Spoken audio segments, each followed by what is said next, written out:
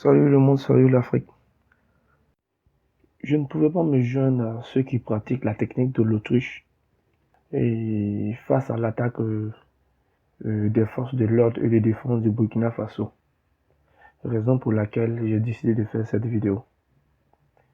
Il faut dire que si les terroristes ont réussi à frapper un détachement militaire faisant un bilan de 24 soldats tués, des armes et munitions emportées, alors on doit se demander quel sera le sort de nos populations qui sont sans armes et sans formation militaire. Il est clair qu'au moment où les pays africains, pendant 5 ans, cherchent le financement et l'aide nécessaire pour renforcer les capacités militaires de cette alliance formée en février 2014 par le Burkina Faso, le Mali, la Mauritanie, le Niger et le Tchad appelé G5 Sahel. Les terroristes au même moment cherchent aussi à renforcer les stocks d'armement, de munitions et autres. N'oublions pas surtout que le 6 décembre 2018, ces terroristes ont osé attaquer le poste de commandement opérationnel de la G5 Sahel au Mali avec les mêmes modes opératoires. Je ne suis pas contre cette coalition, cette force commune, loin de là, car je pense que à la base, ce projet peut être réellement efficace pour la lutte antiterroriste, car il ne faut pas oublier que le Mali, le Niger et le Burkina Faso partagent 3000 km de frontières et le mode opératoire des terroristes consiste à attaquer un pays et se replier dans un autre pays voisin. Donc il est nécessaire d'avoir une force mobile coordonnée avec un service de renseignement efficace et capable d'agir dans un pays sans attendre les démarches administratives pour obtenir une autorisation. Mais la question qui se pose est comment financer cette force? Doit-on toujours attendre la promesse de 2,4 milliards d'euros de contributions qui ont été promis par la communauté internationale? Ça, la question reste posée. Car si on ne prend pas garde d'ici l'obtention de ces fonds, d'autres bases militaires plus importantes seront attaquées. Et là, on ne pourra que dire adieu à nos maigres stocks d'armement. Donc, il faut agir et vite. Tous les pays du continent ont l'obligation de se mobiliser pour lutter contre le terrorisme. Même les pays africains qui n'ont jamais connu d'attaque sur leur territoire. Et oui, comme le dit un proverbe chinois, il ne peut pas pleuvoir sur le voisin sans que nous ayons les pieds mouillés. Donc, tout le monde est concerné. Comme vous pouvez le remarquer sur cette carte, le champ d'action de ce meurtrier est très vaste. Vu l'état économique de nos États, aucun pays ne peut faire face aux terroristes seul. Mais écoutez-moi bien.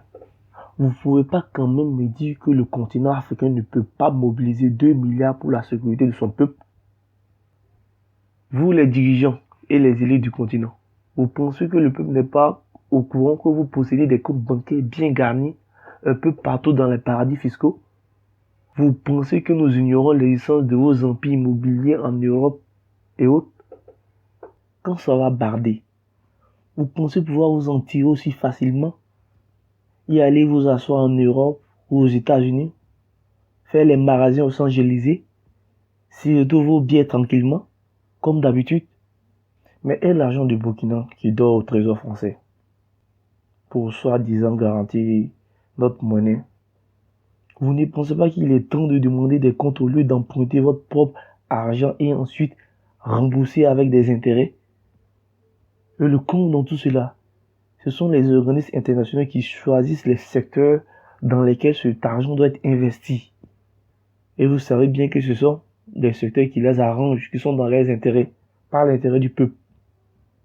Je veux savoir qui s'occupe de la vente de l'or du Burkina, car n'oublions pas que rien qu'en une année, ce pays a produit 52 tonnes d'or en 2018. Où se trouve cet argent? Dites-moi, quel est devenu le projet de rétablissement du service militaire pour cette question, vous allez me dire que oh, le Burkina n'a pas les moyens de financer ce projet, patati patata. Et pourtant, les organismes internationaux nous ont bien dit que la zone CFA a la plus forte croissance économique du monde. Si cela est réellement vrai, on doit se demander, cette croissance, elle profite à qui en réalité? Bon, comme souvent, ils ont l'habitude de modifier les statistiques en leur convenance pour leurs intérêts. Ce sont des informations à prendre avec précaution. Je veux savoir pourquoi en pleine période de guerre, le Burkina Faso a aboli la peine de mort sous la pression des ONG internationaux. Et pourtant, la peine de mort peut être un moyen de dissuasion des candidats et les futurs complices du terrorisme. Bon, ok. Je m'adresse à tous les pays du continent. Je pense qu'il est temps de mettre à côté nos intérêts personnels et de faire front ensemble comme un seul peuple, une seule nation, sans une frontière. Vivre ensemble ou mourir ensemble, telle doit être notre devise. Que vos âmes reposent en paix, vous qui avez été victimes de la barbarie et de la lâcheté des terroristes. On se donne rendez-vous pour la prochaine vidéo où on parlera des causes réelles et les conséquences du terrorisme en Afrique.